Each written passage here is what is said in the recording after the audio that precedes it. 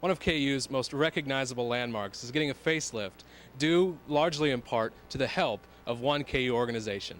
Cardiovascular disease is one of America's leading killers, and for that reason, President Obama declared earlier this month, February, as National Heart Health Care Month.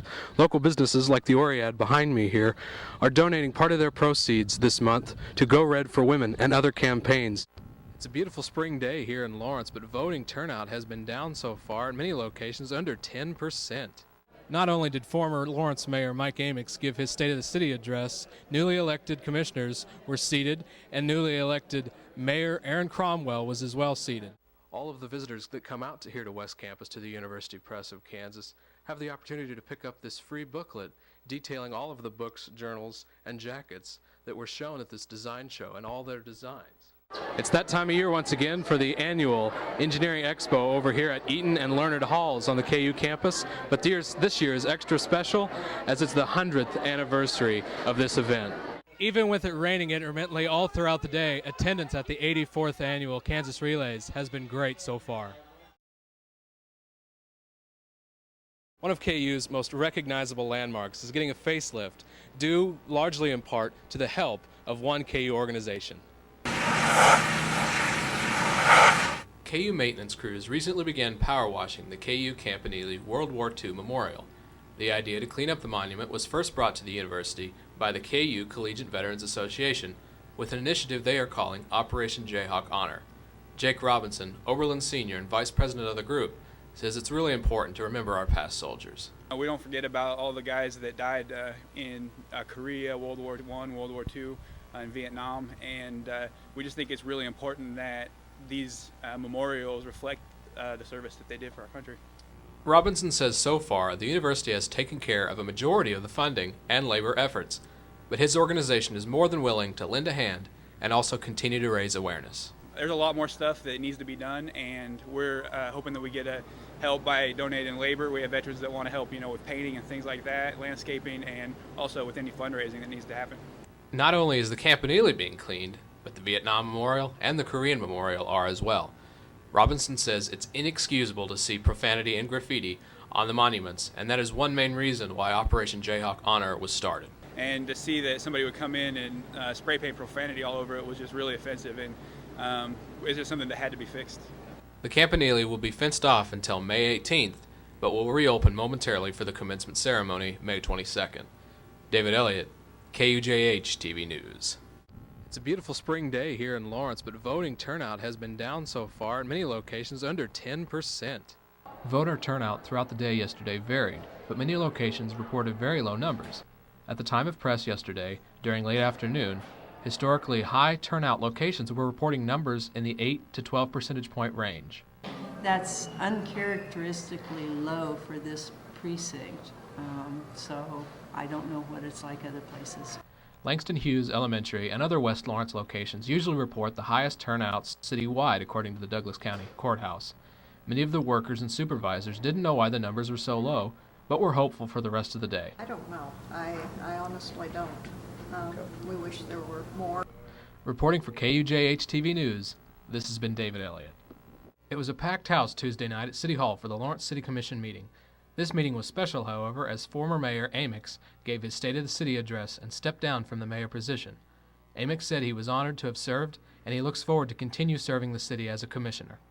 I've experienced some of the greatest moments in my life as mayor, and I continue to look for ways to serve our community and the residents who call Lawrence home. I love Lawrence. I truly love Lawrence. Not only did former Lawrence Mayor Mike Amix give his State of the City address, newly elected commissioners were seated, and newly elected Mayor Aaron Cromwell was as well seated. Elected a week ago Tuesday, Bob Shum and Hugh Carter officially began their time as commissioners last night as they were sworn in. Mike Dever, who was re-elected, was also sworn in. Newly elected Mayor Aaron Cromwell is optimistic for the future and thinks this new commission will work well together. We're going to build on the successes that we've had in the past. And I think that as former Mayor Amix would say, it'll be all right. David Elliott, KUJH TV News. It's that time of year once again for the annual Engineering Expo over here at Eaton and Learned Halls on the KU campus, but this year is extra special as it's the 100th anniversary of this event. Students of all ages invaded Eaton and Learned halls this morning as the annual Expo started today and will last through tomorrow. The event, which is free for all, is a KU student-run event that allows elementary, middle school, and high school students to come see projects that KU students are working on and also to bring their own projects to be judged in various competitions. KU senior Max McGraw loves being involved with the Expo, and he thinks it's great for young students. Then it's also good for all the K through 12 students to really, there's different competitions they can really get their hands on and really think about engineering principles earlier. This year in particular is very big for the annual event, as the School of Engineering is celebrating the 100-year anniversary of the Engineering Expo. McGraw said the school and students worked very hard to make sure everything goes well this year. It was a big year. Last night we had everyone here, probably around 6, didn't leave till around midnight. We getting everything set up. So yeah, it's a big deal this year. More than 1,000 students will converge on the engineering buildings this weekend, and the common goal is to have a good time. When asked if they were going to have fun, many students' common response was, Yeah. "There you go." This has been David Elliott, KUJH TV News. Even with it raining intermittently all throughout the day, attendance at the 84th Annual Kansas Relays has been great so far. The historic Kansas Relays track and field event here in Lawrence started Wednesday and continued throughout the day today. Over 5,000 high school, college, and Olympic level athletes flock to the event each year. Even with the less than perfect weather, it hasn't seemed to dampen any spirits yet. Tim Smith, a father watching his son compete, says the event is simply fun for him and his family, and he wouldn't miss it just because of a few raindrops. No, it's okay. You're used to it when you do it enough. Coaches and athletes alike were enjoying the festivities today as well. Coach Taylor, a graduate of KU but representing Central High School in St. Joseph, Missouri, says he enjoys coming back to KU for the event, not only to support his athletes, but also something more. As it is, it's an excellent tradition. My head coach has actually been a volunteer for 30 years, John Chavez, so it's kind of neat. This is a little reunion for us as well. The Kansas Relays events from Memorial Stadium will continue today, rain or shine, and will end tomorrow night. David Elliott, KUJH TV News. Good afternoon, I'm David Elliott. Thanks so much for joining us today.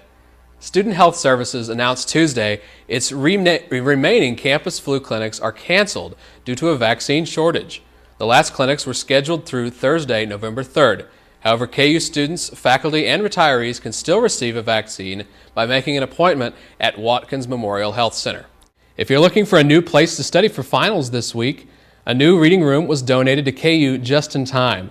Tuesday night, campus libraries welcomed students and faculty to the opening of the Marilyn Stockstad Reading Room in Kenneth Spencer Research Library. Stockstad, a former KU professor, funded the new addition with the hopes of students will maximize its use.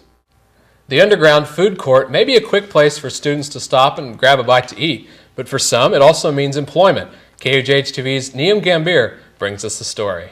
In national news, one less Occupy protest is taking place today. Hundreds of Los Angeles police officers dismantled tents and arrested more than 200 protesters early this morning. Some 1,400 officers moved in on City Hall lawn just after midnight to clear the site where protesters have been camping the past 2 months. City officials described the operation as fairly peaceful. Before the raid, Occupy LA was the largest of the nationwide protest movement, which began in New York's Zuccotti Park. Other big city protests are still intact, as well as Occupy Lawrence, with protesters remaining active in the town. Well, Jay, it was really cold today waking up this morning. Indeed it was, and one day it's cold, the next day it's a little bit warmer. Who knows what we can expect? That's Kansas for you. Let's send it over to Tyler Amble in the Weather Center to find out what we can expect this finals weekend.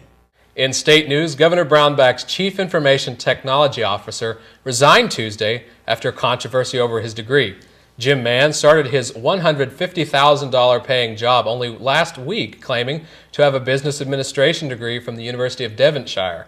But several reports about the validity of this school led to his resignation. Brownback conceded that his administration did not thoroughly review Mann's educational background.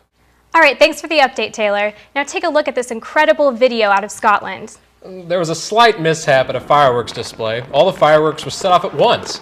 The show was supposed to last more than 20 minutes, but all the action was over in just about a minute, about 50 seconds. Event organizers say there was a computer glitch that caused the whole fiasco.